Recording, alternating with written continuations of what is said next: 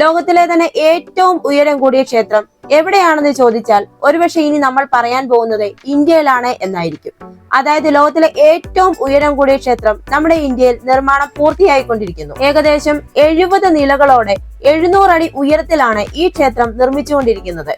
ചരിത്ര സ്മാരകമായ താജ്മഹലിനേക്കാൾ ഉയരമുള്ള ക്ഷേത്രം, ലോകത്തിലെ തന്നെ ഏറ്റവും വലിയ നിർമ്മിതിയായ ബുർജ് ഖലീഫയേക്കാൾ അടിത്തറ കൂടുതലുള്ള ക്ഷേത്രം, ഭാരതത്തിന്റെ സംസ്കാരവും പൈതൃകവും ഇപ്പോൾ മറ്റു രാജ്യങ്ങൾ പോലും വളരെ അഭിമാനത്തോടെയാണ് നോക്കിക്കാണുന്നത്.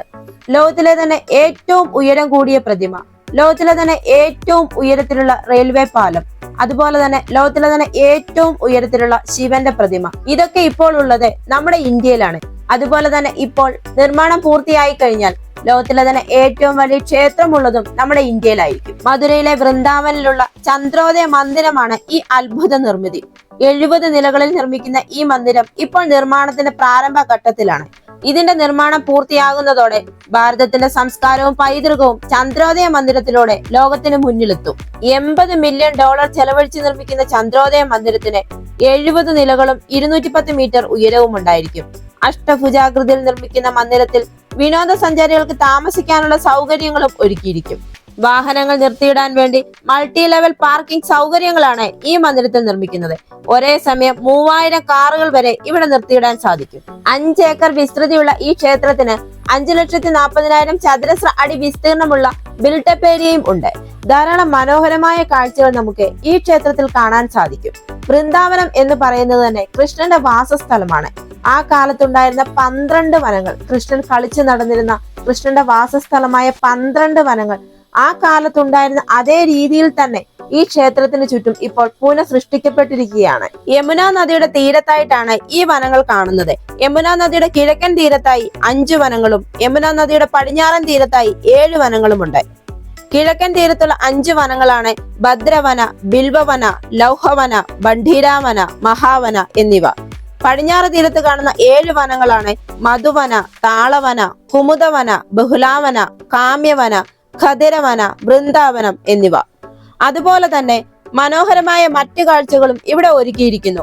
ഫലം കായ്ക്കുന്ന മരങ്ങളുടെ മനോഹരമായ കാഴ്ചകൾ, വൈവിധ്യമാർന്ന സസ്യജാലങ്ങൾ, പച്ച പുൽമേടുകൾ, പക്ഷികളുടെ പാട്ടുകളാൽ അലങ്കരിച്ച പുഷ്പവൃക്ഷങ്ങൾ, തെളിഞ്ഞ ജല തടാകങ്ങൾ, താമരകളും താമരപ്പൂക്കളും, ചെറിയ കൃത്രിമ കുന്നുകളിൽ നിന്ന് വീഴുന്ന വെള്ളച്ചാട്ടങ്ങളും എന്നിങ്ങനെ നീണ്ടുപോകുന്നു ഈ കാഴ്ചകൾ. ഭാഗവതത്തിൽ നിന്നും ശ്രീകൃഷ്ണ ഭഗവാന്റെ മറ്റ് ഉറവിട ഗ്രന്ഥങ്ങളിൽ നിന്നും അതിന്റെ വിവരണങ്ങളിൽ നിന്ന് പുനർനിർമ്മിച്ചവയാണ് ഇവയെല്ലാം. ഇത് വിനോദസഞ്ചാരികളെയും സന്ദർശകരെയും കൃഷ്ണ ഭക്തരെയും വൃന്ദാവനത്തിലെ ശ്രീകൃഷ്ണന്റെ പഴയ കാലത്തിലേക്ക് കൂട്ടിക്കൊണ്ടുപോകാൻ സഹായിക്കുന്നു. യമുന നദിയെയും ഇവിടെ പുനഃസൃഷ്ടിക്കുന്നു. ഭഗവാൻ ശ്രീകൃഷ്ണൻ തന്റെ ബാല്യകാല വിനോദങ്ങൾ വൃന്ദാവനത്തിൽ നടത്തിയിരുന്നതായി ഭക്തർ വിശ്വസിക്കുന്നു. ഈ വൃന്ദാവനമാണ് ഇപ്പോൾ അതേ രീതിയിൽ പുനഃസൃഷ്ടിക്കപ്പെട്ടിരിക്കുന്നത്. ഈ വൃന്ദാവൻ ചന്ദ്രോദയ ക്ഷേത്രത്തിന്റെ നിർമ്മാണം 2014 ആരംഭിച്ചത്. ബാംഗ്ലൂർ ഇസ്കോൺ ആണ് ഈ ക്ഷേത്രം നിർമ്മിക്കുന്നത്.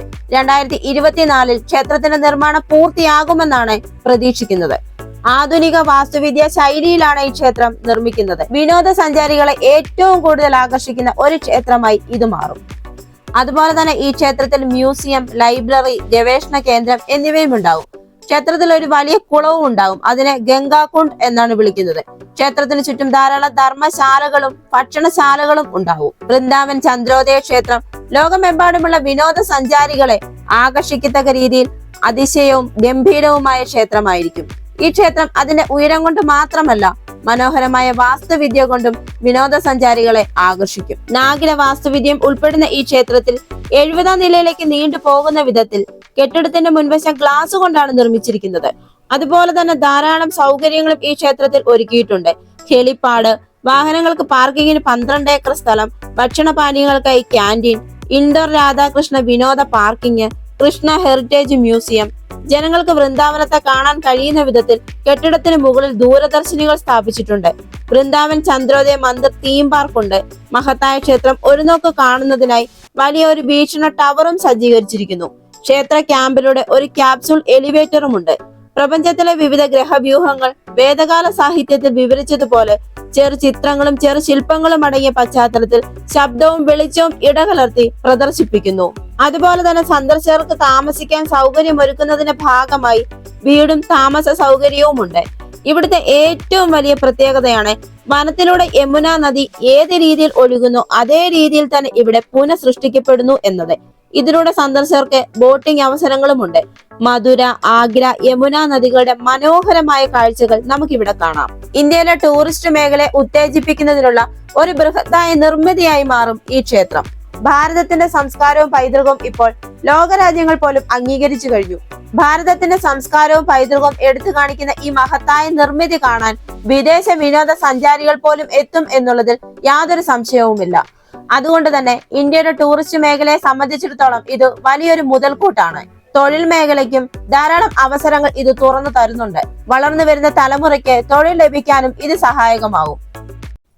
ഈ വീഡിയോ നിങ്ങൾക്ക് ഇഷ്ടമായെങ്കിൽ മറക്കാതെ തന്നെ ഈ ചാനൽ ഒന്ന് സബ്സ്ക്രൈബ് ചെയ്യുക. അടുത്ത വീഡിയോയുമായി വീണ്ടും കാണാം.